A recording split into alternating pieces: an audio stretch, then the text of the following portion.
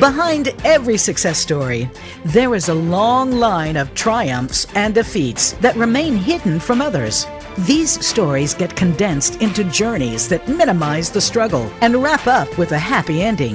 But we know that's not how life works. That's where From the Ashes with Mark Azoulay comes in. On today's show, you'll hear honest conversations about the challenges that Mark's guest faced and how they overcame adversity. Now, here is your host, Mark Azoulay. Welcome back to the show. I'm here with Hince, and she's a professional speaker, author, spiritual teacher, and she has a incredibly powerful story of healing and spiritual development that she wants to share with us today. Anne, welcome to the show. Thanks, Mark. It's great to be here. So I loved seeing when you came across my desk, you talked about using EFT, which is a technique around feeling emotions, tapping, self-regulation that created really amazing change in you from, not just emotional change, but physical skull restructuring change as well. It's incredible. And taking a look at your website and seeing how that opened up a spiritual journey for you, I can't wait to hear how your story started and where you are today. Great. Yeah, I think it's a pretty unusual story, which is why I'm sharing it, because I want people to know how incredibly powerful we are. And I had no idea when I started this journey how powerful we indeed are. Yeah, right. Like, as a psychotherapist, I talk about this all the time, is that the placebo effect is really powerful if you think about it, right? That the mind can change itself, that it can be as effective as medication just because of the way that we think and the way that we act and the way our perceptions can shift. So I can't wait to hear how powerful you discovered that your mind was. Great. So let's dive right in. Tell me the story. Start me from the beginning. Okay, so my story starts at birth, and we'll come back to this as we go through the story. But I was actually born with my right foot up against my right shin. So the first 6 weeks of my life, I had physical therapy to release that. But I do believe that it caused twisting in my body. So I had scoliosis throughout my life. But after those 6 weeks, I was actually handed over for adoption into a family that had just suffered a trauma because they had a son that was adopted, and then they adopted another little girl, and they had her for 6 months. And at that time in England, the birth mother could change her mind up to 6 months. And at 6 months, this birth mother changed her mind. So they had to give this little girl back to her mother. And I was the replacement into the family for that loss. Mm-hmm. So, I think adoption itself is a trauma. And then to actually for them to have to take on a second child and, go through those first 6 months again, which in itself, right, there's so much work in those first 6 months. So that was the beginning. And then my birth mother didn't change her mind. They would have been a little concerned that was going to happen again. So at 6 months, then we started traveling around the world because that's what my dad did. And so we moved to Barbados first at 6 months. And then we moved to Sierra Leone in West Africa. And when we were there, we had a house fire. I woke up one morning, I saw the flames coming in through my bedroom wall. So there was another trauma. Yeah. And then we moved to Hong Kong after that. And while we were in Hong Kong, I was sent to boarding school in England, halfway across the world. And I was sent to my brother's boarding school, which happened to be a boys' boarding school. So my first year there, I was the only girl boarder. Now, there were some day girls, right? But at night, they would go home and my room was in sick bay. And I was teased mercilessly for those 2 years that I was there. So it was really not a good thing. And then, my dad already had anger issues throughout those years, but in my teenage years, they both became alcoholics. So I was very used to walking on eggshells, holding back. My dad was always right and anyone else was always wrong. So I, stopped giving my opinion and all those things. And then when I was 19, I woke up one morning and found my mother dead on the bathroom floor. Oh my God. Just one thing after another. So that was a big trauma, but we're so programmed in those early years on how to deal or not deal with things. And we had never dealt with anything. We never talked about emotions. We never really talked about anything that happened. So I just carried on the way I always had and just kept everything suppressed and just carried on with life. So at the age of 21, after I graduated, I moved out to California. I got married, became a software engineer, had kids, and, life was going on until something happened in my late 30s. Want Yeah, me to what's share the that? yeah, what's the thing that kind of cracked it all open? I mean, well, actually, first off, like, whoa, that's a hell of a set of cards to be dealt in the beginning of life. I just want to take a moment to really appreciate that it's just a lot went on. And you said that you learned just to kind of suppress it and keep things to yourself. I How did did, yeah. how did you make sense of all that? Well, I never really tried to. Yeah. I just kept it hidden inside. I was very good at keeping it hidden, and I have looked back on that time because I wasn't told I was adopted until I was 13. My birth mother found me when I was 17, and then my adopted mother died at 19. So it almost felt to me like I was handed over into this family to experience all these traumas. And then almost I was handed back to my birth mother. So, I have pondered that over the years. It's like, what was the reason for that? That was pretty weird. That was very weird. Yeah, and did you continue a relationship with your birth mother? Yes, she lives in New Zealand. So, it's a long distance relationship, but yes.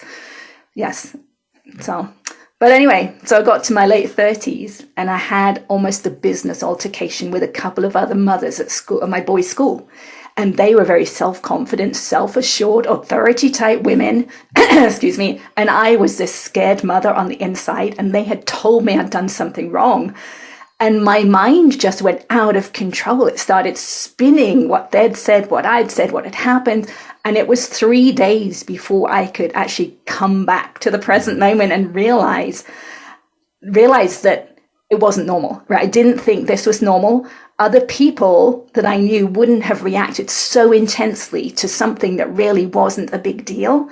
And that's when I realized that, oh, maybe it's a little bit like how I felt when my dad told me I'd done something wrong in childhood, right? So maybe something from my childhood is still affecting me to this day, which is funny to say, right, even at this point, because there was so much, but it just gave me a little bit of an opening to realize that something was happening and that maybe I needed to look at it. Yeah, I'm really happy that you took that message. It's something that I get as a therapist. I take that for granted, right? Like that's a big part of how we work is that our childhood does define who we are in the future. But not everyone believes that, right? Not everyone has that until they have a moment like that of like, oh, whoa, I'm acting like really out of control here. Maybe there is something more. Right. Yeah. I'm glad I took it too. Yeah. But at the time I didn't know what to do. So it was in that time frame, and I don't remember how long, but I did end up going to a doctor's appointment, and I wasn't going for any of this, right? I can't remember why I was going to see him, but he happened to be a holistic physician. So he recognized that I was more stressed than I should be because I was a stay-at-home mother with 2 young boys. I know that can be stressful, but he knew me. He was also a parent at school. So he knew that I shouldn't have been as stressed as I was. And he asked me on a scale of 0 through 10 what my stress level was. And I said it was an 8 out of 10. And then he asked me why. And it was that question that made me realize, oh gosh, it's finding my mother on the bathroom floor, which is now 2 decades earlier, because the tears were still just under the surface. And he happened to know this technique that's called EFT, which is short for emotional freedom technique, also called tapping, because we're tapping on our body as we're talking something through. And he tapped with me for about 15 minutes on my mother's death. And I walked away from the appointment being able to tell the story in my mind for the first time ever without the tears there. Mm-hmm. And that was huge for me. It was the first time I realized how we keep those emotions and those memories physically in our body and that we can let them go. Right? Mm-hmm. I had no idea before that. So that was the start of my journey. I actually went home that day. I went online, looked up everything I could about EFT, because it was given away for free by Gary Craig. So anyone can go online and learn how to do it. And it's very simple and very easy to use. And I didn't necessarily trust that one experience with him was the answer. So I wanted to try it out.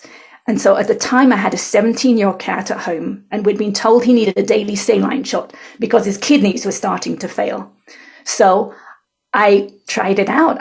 The first time I gave him a shot, my hand was shaking so much. I was so afraid of giving him the shot. So I knew I had to do something different. So I tried out EFT on this experience. I tapped about every aspect of it, which is part of EFT, right? So I tapped about my hand shaking. I tapped about my fear of hurting him. And I tapped about all the memories I've had from all the injections, because I'd had many because we'd lived around the world. And the next day when I gave him that shot, the needle just slid right in. All that fear that had been sitting inside me the day before had totally gone. So that's when I realized two things. First, I realized how deceptively powerful EFT is, right? It doesn't look like it's doing a lot, but it really is. And that's when I realized that the freedom is on the other side of that fear. And that's where I wanted to get. So that was what started me on my journey. I love that, right? It's like healing through that trauma, processing it, having it truly settle down on a physiological level. Like you said, that's the freedom. That's where the power in life is. It's about removing the resistance, I've found, right? Rather than adding things. Right. It's absolutely all about removing the resistance. Yeah. And we'll get further into that as we get through my story. So so that's what I started doing. I started removing the resistance, right? I started working with EFT every day. And to begin with, it wasn't easy to actually notice when I was getting emotional, right? To actually stand back and say, oh, look at me, I'm getting frustrated or angry. It's almost a step in itself, right? It's not easy to do, but it gets easier as you do it more and more. So the first day, maybe I noticed one time and I tapped and brought myself back to peace. Maybe twice the second day. And as time went on, it got easier and easier. And I noticed things shifting and I wanted more. So I wrote down every emotional memory I could think of from my whole life up to that point, right? Things that had happened, things my dad said to me, even beliefs that I had taken on. And I tapped through one each night for about an hour to an hour and a half each night. And over these months, I found I was becoming less reactionary, right? I was in search of inner peace. So that's what I wanted. I wanted to be less reactionary. I found myself becoming more peaceful on the inside. And I actually remember opening my kitchen door one day and saying to myself, it feels like I'm living in a different reality, because my mind, which had been so busy and so critical and judgmental, it wasn't that way anymore. It was peaceful. And I had never experienced that before. It felt totally foreign to me. And that's when I realized that the voices that I had been replaying in my head, like the words, the judgments, the criticisms, had been my dad's words that I had been programmed with in childhood. But I couldn't see that until they had gone and I could look back and see, oh yeah, that's what they were. Yeah, it was conditioning. It wasn't you, right? It was just kind of like a tape that was running. Right, absolutely. But we can't see it, right? We're not aware of it until we are, right? And then we can work with it. But I wasn't really aware of it until I'd let it go. I didn't really realize what it was doing inside of me. So that was kind of the first step on my journey, just this huge release with EFT of all my, all my conscious history, right? The things that I knew about. Mm-hmm. Yeah. Can I ask you about that moment where it's such a powerful image of you sitting down, writing out everything, right? Like really facing your demons, like putting them on the page and being like, these are all the things that generate shame or generate fear or anxiety or whatever, right? Regret. And then going into it. Can you zoom in on that moment? And the reason I ask is that I know that people get stuck there, right? They get afraid of opening up Pandora's box, or they get very, there's everything in their body, maybe over the cellular, even the soul level is saying like, don't go in the closet, right? Don't pop the lid. What got you over that edge? What got you started? It was that experience with the cat injection, right? Yeah. I could see from that's where the freedom was, right? So I had to go through that fear and I could feel that freedom on the other side. And I was so determined to get there that it didn't seem right. I came to the place where I realized that emotions are simply stuck energy. Now that's hard to understand when you're caught up in the emotions, but to me, it's energy that's stuck in the body. It wants to find a way out. Mm-hmm. And EFT to me was a way to allow it to release from the body. And once it released, it was gone. And that's where the freedom was. And I was very determined to get to that place of freedom. That makes sense. So really having the experience of the other side let you know that there was even a possibility to have a different type of life. Absolutely. Yeah. And I listened to spiritual teachers along the way. It's like, and I asked myself, well, what if they're right? What if we really do create our own reality? Right. So what if my experience is not ideal, right? How can I get to the place where I believe what they're saying is true, right? Then something I'm doing is not right. Abraham Hicks used to talk about waking up first thing in the morning, before thoughts come in where you feel really good. Well, I never felt really good first thing in the morning. So what am I doing wrong, right? So it's got to be something some way I can get to what she's talking about. And once I found this technique and I could see that it was possible, right, to feel good, right, to get to that other side, then I really went for it. Great.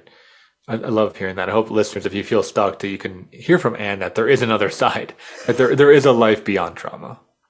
There is. And there's so much more to life, right? Life is so deep. There's so much depth to life that we have no idea about until we start doing this work. Like when we're letting go of that burden that we've been carrying all those years. I remember feeling really heavy and dense in my 20s and 30s. And that's not there anymore. And it feels really good. Mm-hmm. Mm-hmm.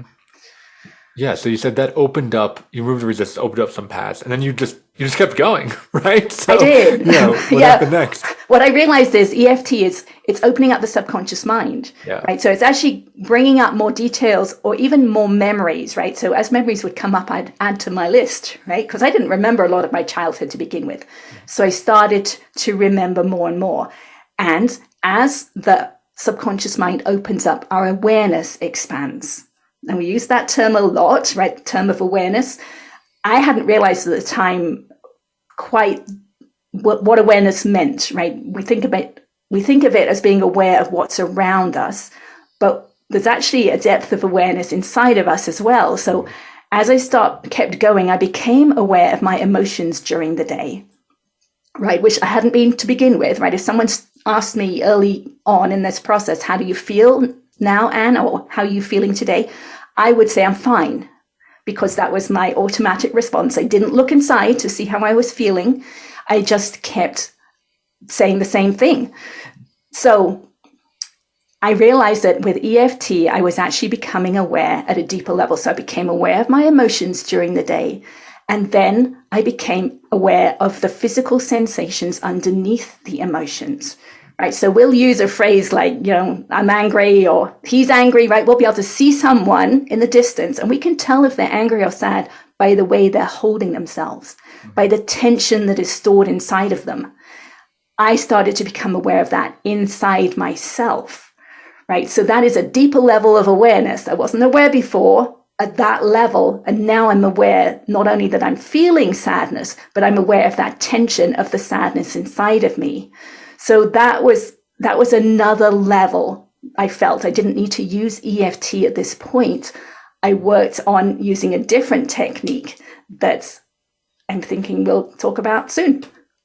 Yeah, I'm going to give you some kudos here, how clear you are about a lot of this. I think with some spiritual people, it can come across as like kind of wishy-washy, right? Or a little bit like vague, because it is hard to describe.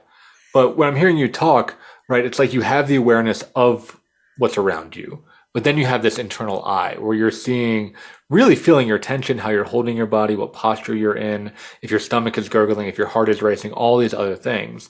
And if I'm hearing you correctly, they're kind of running in parallel, right? You have your external awareness and your internal awareness at the same time. Right. And it can get deeper. Right? Yeah, it can get deeper and deeper. Yeah. And that's why I became a software engineer, right? So I have that engineering mindset and I really try and think this through in a way that I could understand it and hopefully share it. Yeah, which I think is really critical, right? We talked before the show about I have a background in Buddhism, and they talk so much. One of the first goals of Buddhism is developing the witness, right? Which is the mind that can see yourself without judging and without trying to attach to it. So it's like you said, I connect that with your engineering mind, where it's like you just look at it almost mechanically without getting hooked by it. Absolutely, yeah. And I think of it in terms of signals, and yeah.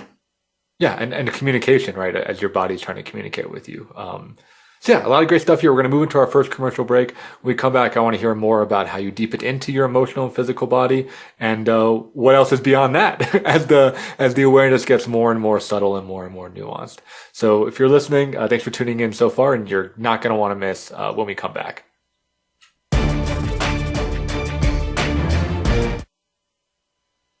Become our friend on Facebook. Post your thoughts about our shows and network on our timeline. Visit facebook.com/Voice America. In Mark's work with high performers and business owners, it is becoming increasingly clear to him that their biggest obstacle to success is themselves. They are experts in their field, but are dragged down by their anxiety, poor time management, inability to focus, or self-sabotage. His role is to help you overcome these emotional and organizational issues so that you can truly excel in your business and your personal life. One of the most common hurdles that he sees is perfectionism, a crippling anxiety around performance. It's a fear of not being good enough, being publicly embarrassed, or of disappointing others. These fears paralyze brilliant people and bring them to their knees. This course will help you to break free from this mental prison and have more agency in your world. In this online course, we will break down the prison of perfectionism so that you can break out of it. For more information and to sign up, visit mark-azulay.teachable.com. That's Mark, MARC-azulay, AZOULAY.teachable.com. Where can you listen to some of the world's top life coaches ready to dish out success tips and entrepreneurial guidance? The Voice America Empowerment Channel will do just that. Whether it's personal growth, building a better business, or inspirational life stories, make it a daily habit to tune into our programs. From weight loss and personal branding to law of attraction and increased happiness, you'll find it every day at VoiceAmericaEmpowerment.com. The Voice America Empowerment Channel. It's your world. Motivate, change, succeed.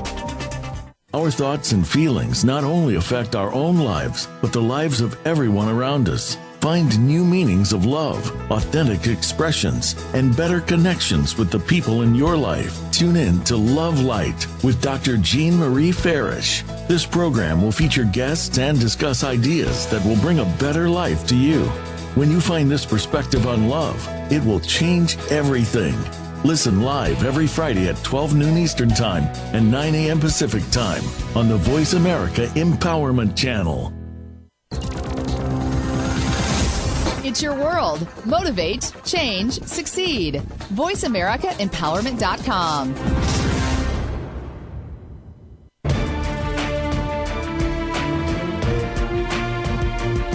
You are listening to From the Ashes with Mark Azulay. To reach the show today, please call 1-888-346-9141. That's 1-888-346-9141. Or send an email to podcast@mark-azulay.com. Now, back to From the Ashes. Welcome back to the show. I'm your host, Mark Azulay. And when we were talking, I was relating to my own story about this, of really feeling my emotions and feeling my physicality. And what I noticed is that I was that angry guy. I was angry all the time. You know, I was tense. I was like always in like a fight position. I had a lot of like resentment and cynicism towards the world. And my mind was just very like kind of crunched up. And it wasn't until I started my Buddhist practice and my meditation that I was able to kind of vent that stuff out and understand that underneath that was, you know, a lot of pain, a lot of fear, a lot of insecurity, a lot of hurt. But I was definitely walking around with a ton of just rage, quite frankly, and judgment. I'm wondering for you, when you started to tune into this next level of awareness, what emotion did you see was prevalent in your life? Like, what were you walking around with that you may not have even been aware of? I pretty much lived in fear. Okay. Yeah. Yeah. So I mean, I would say I probably had PTSD. Now, I'm not a therapist, and, you know, that's not been officially diagnosed, but from being around my dad, being around alcoholic parents, that things were different all the time. You never knew what was going to happen. I definitely lived in that fear. But, you know, in the early round when I was working with EFT, it was very much a mental concept, right? I knew that I was fearful, but I wasn't able to feel it, which is where this awareness expanded to being able to feel that fear inside of me. So how this happened was I was actually in the group at the time. When I started my EFT journey, I was in a group and we were studying A Course in Miracles. And the kind of guru guy in the group would say every week, you don't need to meditate. It's all about feeling your feelings, right? So which felt really good to me because I didn't want to meditate. But I didn't know what feeling your feelings meant at that point, right? But as the weeks went by, he would say this every week, and I would continue to do my tapping every week. I actually became aware of my feelings. So one day I actually was doing the dishes at the kitchen sink and I thought, okay, I'm going to try and feel my feelings. What does that even mean? It sounds so simple, right? But I realized there was a physicality to it at this point. So I noticed I was thinking a thought, which for me was fearful, and I could feel that fear in my solar plexus area, my stomach. So I would try and feel it, put my awareness on it and feel it. And I noticed if I moved or if I even took a breath, I would lose my focus on that fear.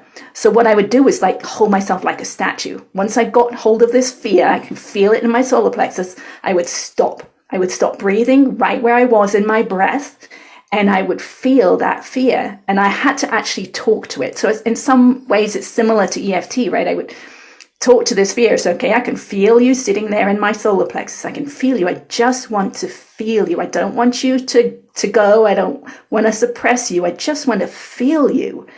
And at some point I would have to take a deep breath, and I would notice that that fear would have subsided somewhat. So then I would think the thought again, the fearful thought, feel the fear and do it again. And I would do it again and again and again until the fear had disappeared, at which point that thought is free of attachments into the body. And then I just started doing this every day instead of EFT. I would just notice when I was thinking a thought that had an emotion, I would feel that emotion in my physical body and allow it to be felt, which for me was very different, right? Because I'd suppressed it for so long. It wanted to disappear inside of me. And I think that's the same with most of us. Yeah, they want to get suppressed, right? It wants to go away or get distracted out. People, substances, overeating, distraction, TV, right? It's very rare that we get the instruction like you did to actually feel it, look into it, notice its size, its texture. It might have a color, whatever it is. Right. So it's a practice to learn how to do it because we've not been trained to do it. So I just started doing this every day, and then in the evenings, now instead of doing the tapping, I would lay on the sofa and I would bring things like collective traumas to mind, right? We all have our own individual experience of something like 9/11, right? So I would bring the memories of that to mind, to my body, and feel all those emotions physically in my body, just allow them to be felt, and they would dissipate. So I would do this over and over again, and my focus became really intense over this time. When I started doing it, I would fall asleep the first few times, but as I did it more and more, I was very present right in the moment, and I was just letting these feelings dissipate from my body. So this is what I call my second step in my book. But at some point during this process, I realized I could keep my awareness inside my body after the emotions, after the feelings had dissipated. So the way I try and explain that is, imagine you have a toothache or a stomachache. You can pinpoint with your senses where that pain is coming from, right? But once the pain is gone, your awareness has come back out of the body and you can't pinpoint it anymore. I found that I could keep my awareness inside. And then I started playing around with it. I'd never heard of this before. I didn't know what I was doing, but I just started to play. And it's like, well, I've done it once. Can I do it again? And I found that I could. And then, what's the point? So I started to play. So I found I could move my awareness around inside, and I could notice where there was tension or where there was no tension. So I would find a place with tension. I would hold my awareness on it, and it would shift a little bit. So I would do this over and over again, and the tension would release. So now I'm doing exactly the same thing that I was doing both with EFT, which was using words and the tapping. Now, then at the feelings level, now I'm inside the body doing it over and over again. And I would move around my body and release tension. That's pretty incredible. Yeah. It was pretty weird. I mean, it's pretty weird. It is pretty weird. But I just kept doing it. And it took many, many months. But eventually I was able to put my awareness inside my head, which was eye-opening to me because there was so much pain. The pain in my left cheek was incredible, and the forces pulling my bones out of alignment were massive. And I had lived 50 years with all this pain and these forces inside my head, but I had not been aware of it, right? I think it was there from when I was born with my foot up against my shin. I've had scoliosis my whole life, and that pain and tension was there all along. and I had no awareness of it. So it really showed to me how much tension we hold inside and we don't know it. Yeah. Yeah. And like you said, how the body can just take it for granted, like just normalize it and bury it to the point of not even being aware. Absolutely. Right. So all these people, 20 years ago, I was living my life without knowing any of this was affecting me. But as you go deeper and deeper in awareness, you become aware of more and more that's been stored inside from early years. So now I've got this technique that I can use. So I just started working on this pain a little bit at a time. And to begin with, I could only hold my awareness in my cheek for like a second or two because it was so painful. But over the, I guess now years, it has released, right? And I got to the place that I could actually feel my skull bones relax. I now know that they relaxed into more of a aligned position, right? I didn't know we could have alignment on a physical level, but we can. So it was actually really nice to get x-rays taken last year in 2021 compared to 2013 and see that my eye sockets have aligned and my jaw, which was way off to the side, is now more centered. And my neck is straighter than it's ever been in my life. And I've grown 1/2 inch as a 55-year-old because of this deep release of dis-ease and tension inside. Yeah, that's so inspiring and incredible, and I'm curious, so do you believe that the body wants to heal? Right, I've heard that from spiritual teachers, right, that the natural way is healing, is growth. But again, we have these resistances and we have this kind of deadening that I'm hearing you talk about that obscures a lot of that. Right. I do believe there is a natural tendency to release the tension, but we have to be willing to see it and willing to work with it, right? Because it actually becomes easier and easier the more you do, right? It's very easy for me to see the next layer now, right? I go inside, okay, the most tension is in this one place and I'll work on this right now, right? But to begin with, earlier on, there's so much clutter, there's so much that we could work with, right? Where do I start? Right. And with EFT, to me, it's easier because it's like, okay, how am I feeling right now? And that's where I start. What am I feeling right now? I start right there. And as the layers unwind, it just becomes easier. And I would say it becomes exponentially more powerful, right? The tension I release now deep inside my bones each day is so much more than anything that I started with. Right, because it's so subtle and so ancient in some ways, right? Like you said, stuff from when you were born, from the very beginning. It is. I mean, it's tension inside my bones is what I'm releasing now. I know from the experience of actually hearing things release, right? When I got to my head, it was close to my ears, right? I'd actually release enough that I would feel and hear something release. Mm-hmm. And it sounded and felt like old fabric ripping. And that's when I did research and realized, okay, that's an adhesion in the connective tissue or the fascia that is releasing, right? But now I'm releasing that inside the bones and I can feel it release and it feels really old and dense. So, yeah, I mean, in some ways it's more subtle, but in other ways, no, it's not. It's just deeper and it's denser. Yeah, no, I can relate. I mean, when I first started, I'm a yoga practitioner. When I first started my journey with yoga, I thought it would be relaxing and it was unbelievably painful. It was unbelievably emotional. Like I had so much grief and sadness. Like I'd want to cry when I was getting some parts of my body. I would feel like nauseous. Like I'd feel like literally there was like poison sacs or something in my body that were there that I would get like lightheaded and nauseous when I would feel into. So like there's a lot of stuff in there that needs to get released and kind of vented out. Because I was a very like inactive kid and very sedentary and without going too much into my story, had my own traumas that I think I just internalized and bottled up. Right. And it is stored, right? You can relate that it's stored in possibly the connective tissue in the body. Yes. And those memories and those emotions are stored there too, right? Because even at this point, when I'm releasing tension somewhere, often a memory will just pop into my mind and then poof, it's gone. Right? And it was stored in that tension. It's so wild. And even what you talked about, I'm curious if our listeners have a similar experience. When I was really, early on in this work, when I go and be with my family where some of the trauma took place, I would feel, like you said, physically heavier. I would feel clumsy. I would be really uncoordinated. Like all this stuff would activate and I wouldn't be present. I'd have like kind of brain fog. I mean, it was a very like physiological experience. Yeah, it is. It is. And my whole journey has been about accepting that, right? So noticing how we're feeling. And that's what the work with EFT is. It's noticing how we're feeling and accepting it, however dark it is, right? However bad we're feeling, whatever emotion it is, even if we're hating something, right? We're taught not to hate.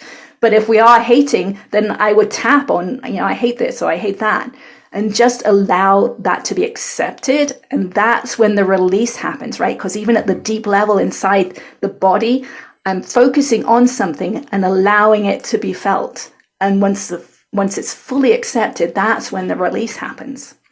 Yeah. It's just the Buddhist kind of like parable for that is inviting Mara in for tea, which is the idea of like taking your demons, all those negative feelings, those awful emotions, and just sitting down with them, right? Pouring them a glass of tea and getting to know them rather than trying to kill them or dispel them or push them away. Right. Or even act on them, right? This is not about acting on them, right? Because if you're feeling angry, you might want to push that anger onto someone else. No, this is about feeling how that anger feels in your body and allowing that anger to be felt, because that's when it dissipates out of the body. Absolutely.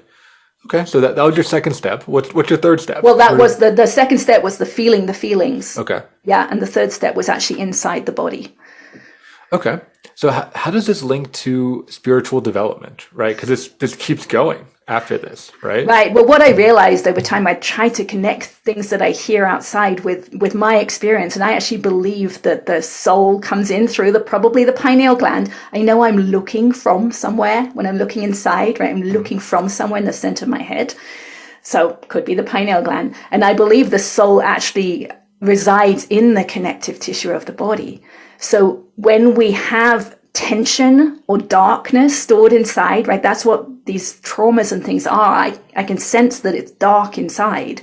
And as I release that, underneath is light, right? So I believe that that's how our ego manifests, is through those tensions that we store inside of us. And that holds our soul down.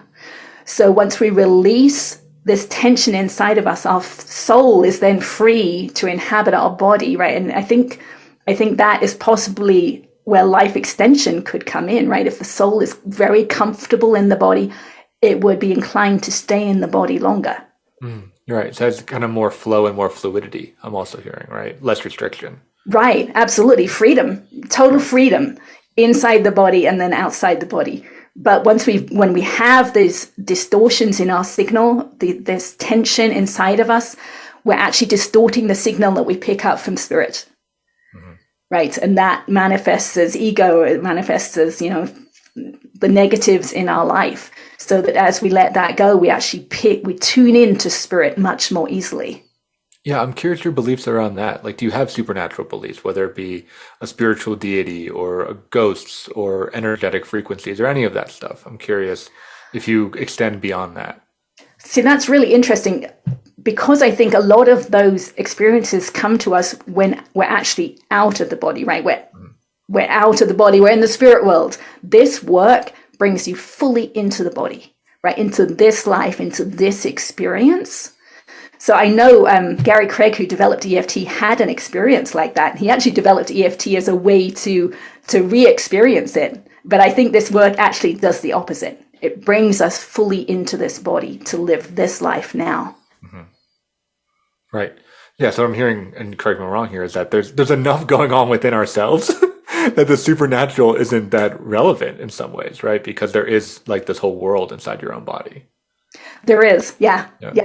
And there is definitely more to that. So what I've realized through this work is that I believe actually churches and cathedrals are three-dimensional skulls. Now, it's taken some work to come here, to come to this understanding. So what does that mean? Well, to me, that means, okay, there's a place inside our skull where the altar is, right? And if awareness can get that deep, right? It's getting more and more into my skull at this point, right? And what am I going to find when I get there? That's what interests me. That's a great question. Yeah. Yeah. Like, what are you at, like the smallest, finest possible level, right? If you can zoom in all the way. Right. Yeah. When awareness gets right inside, what's going to happen? Yeah. I think the Buddhists would say nothing. You just hit void.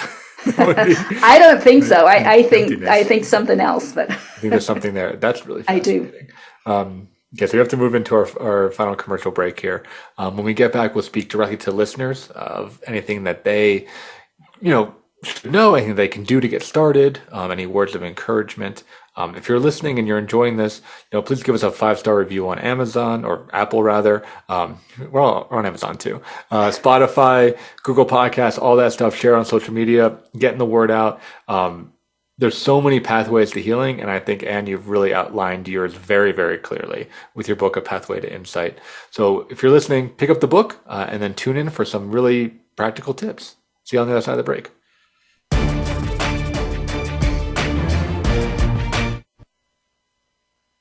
Follow us on Twitter at VoiceAmericaTRN. Get the lowdown on guests, new shows, and your favorites. That's VoiceAmericaTRN. In Mark's work with high performers and business owners, it is becoming increasingly clear to him that their biggest obstacle to success is themselves. They are experts in their field, but are dragged down by their anxiety, poor time management, inability to focus, or self-sabotage. His role is to help you overcome these emotional and organizational issues so that you can truly excel in your business and your personal life. One of the most common hurdles that he sees is perfectionism, a crippling anxiety around performance. It's a fear of not being good enough, being publicly embarrassed, or of disappointing others. These fears paralyze brilliant people and bring them to their knees. This course will help you to break free from this mental prison and have more agency in your world. In this online course, we will break down the prison of perfectionism so that you can break out of it. For more information and to sign up, visit mark-azulay.teachable.com. That's Mark, MARC-Azulay, AZOULAY.teachable.com.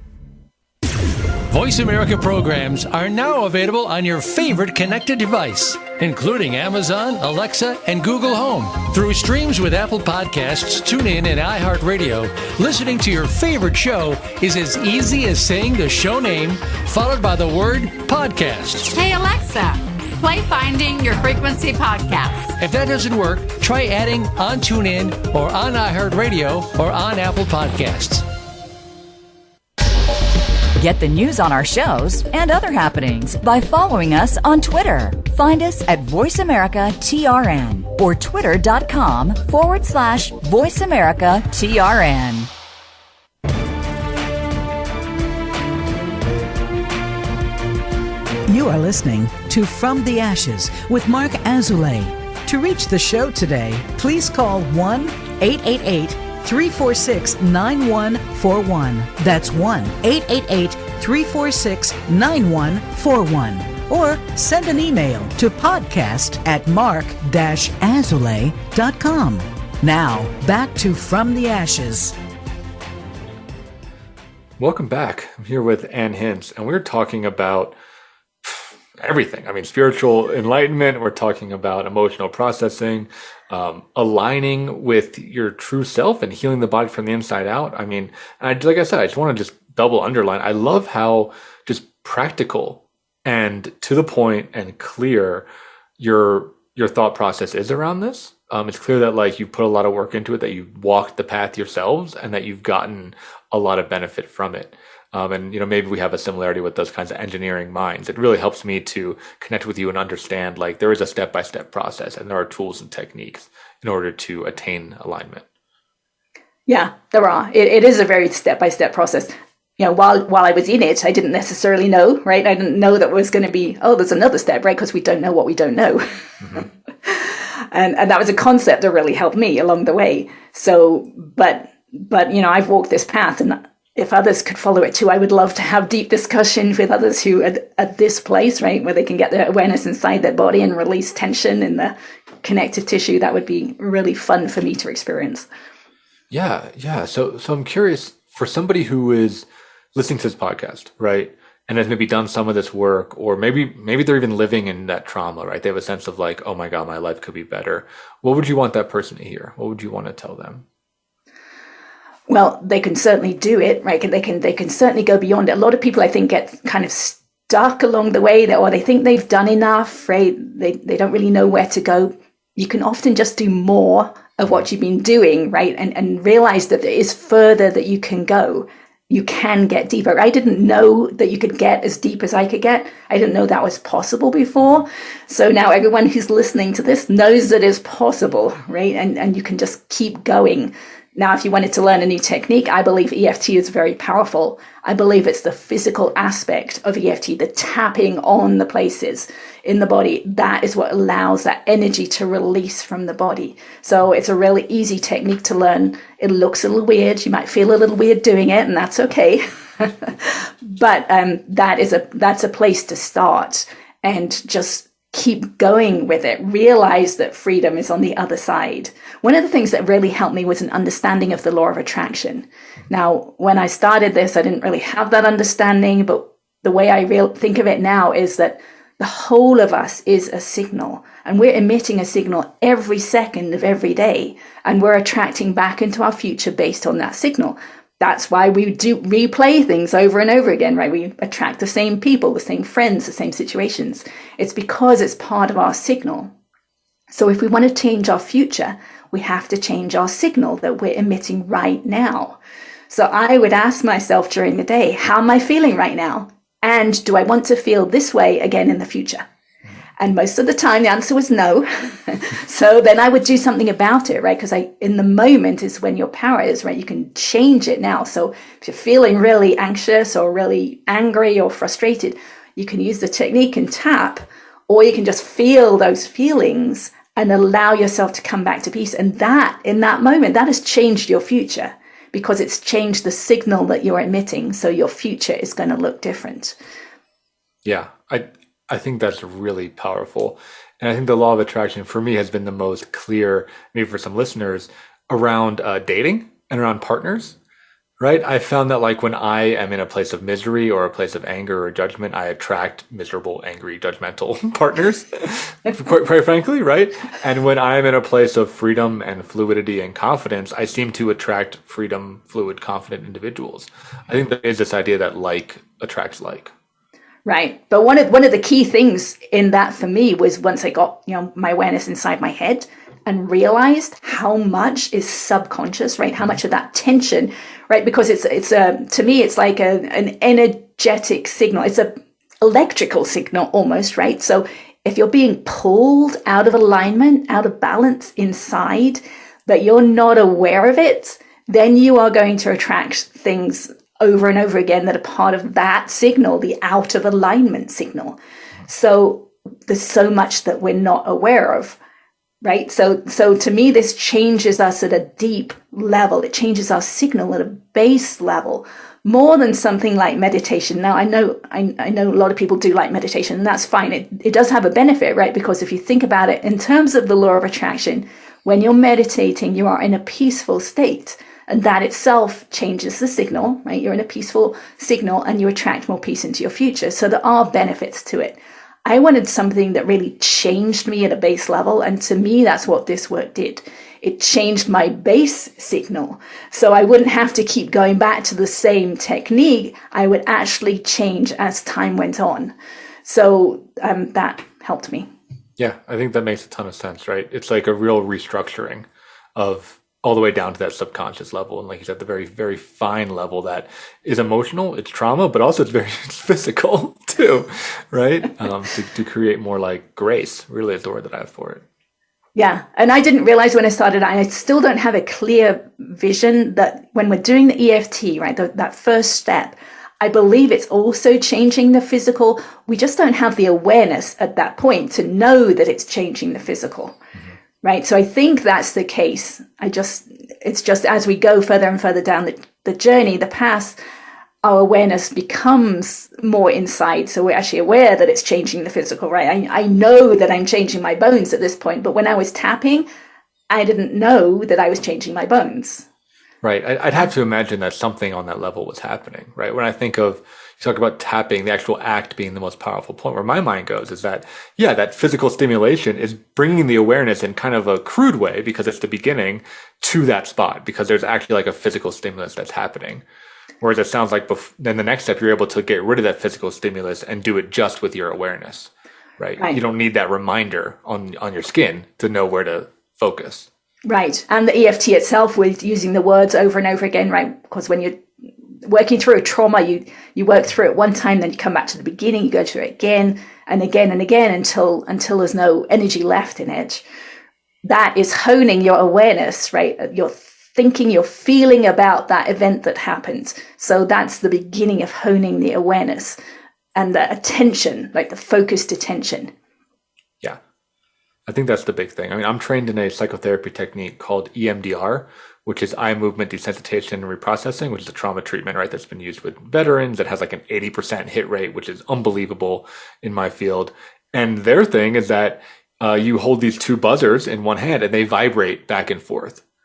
And the idea behind that is just what we talked about with the tapping. I think it's the exact same thing, where it just creates a focus. It creates like a safe space. It creates a kind of an altered state where the person in some ways has permission to feel those feelings. They have permission to talk to their friends. They have permission, like you said, to get a little bit weird because they're doing a thing, right? And it lets those emotions and those traumas process and move through and kind of desensitize, so that they're not connected to the feeling anymore, right? They just become data. Yeah, interesting. So that uses the eyes as well, doesn't it? Yeah. So the original version, would go back and forth. You track your eyes move back and forth. Very like similar to, we think of like cartoon hypnosis, right? Following the watch as it goes back and forth. But they found that actually vibration is more effective, is holding these things and having them vibrate. And then some practitioners will put the vibrators on the body, just like with EFT, right? Like, oh, you're feeling in your heart, put these little buzzers on your heart and have that move to just bring the attention and the focus there. Huh. Okay. That's interesting. Yeah, I think it's all the same thing. I mean, I think what I'm hearing, what I believe, and what you're saying is that focused attention is what heals, right? Right. Focused attention on whatever it is, right? On the feelings or the emotions. And we hear about, don't focus on what you don't want, right? We hear that a lot, but really we need to focus on it and allow it to dissipate. And then it's gone, right? Otherwise, it just stays in the body, right? People talk about, toxic positivity these days. That's because when you're trying to think something positive, you're actually suppressing the actual thought that's there. But that thought wants to be felt, right? If you feel those feelings and let them go, a naturally more positive thought will actually arise afterwards, which sounds weird to say. I didn't necessarily believe that to begin with, but when you actually experience it yourself, it's really, really fun. Yeah, because like just what we said before, it's like removing that resistance. It's like clearing out the goop. And I think, like you said, my experience too is what fills up is light, right? Is love, is compassion, is connection, is creativity, inspiration, motivation. I found so much of it is a reductive process, not an additive process, in order to get more health. Absolutely, yeah. Compassion and understanding arises naturally, which is really fun if you've never been a compassionate person. Yeah, and really counterintuitive, because like you said, we're told to like practice it or to add it or to do more. And really it's about removing the baggage. It is, yeah. And I could sense inside, right? It's there underneath the darkness. Right. So we're moving towards the end here. And can you tell people where they might find you online, or if they want to learn more about you and about your book? Sure. The book is A Pathway to Insight on Amazon, or ask your local bookstore to order it. I have a website, annehince.com, and you can see the x-rays on there. I have a YouTube channel which has a demonstration video of EFT and of feeling your feelings, so you can just go on there and learn how to do it. And I have a public Facebook page, and I'm happy to interact on any of those. Great. Yeah, I love that you're like sharing this with the masses and getting the message out there. So yeah, if you're listening, you want to check it out, check out our website. The YouTube channel is great. Order the book. And thank you so much for joining us on the podcast. And it's been a pleasure. Thank you. It's been a great conversation. Yeah, and thanks listeners for tuning in. Again, 5-star reviews, share it, get the message out there. This information is really important. I think if you practice, if you do kind of what Anne is recommending here, it can truly change your life. So thanks so much for tuning in. I'll see you next week on another episode of From the Ashes.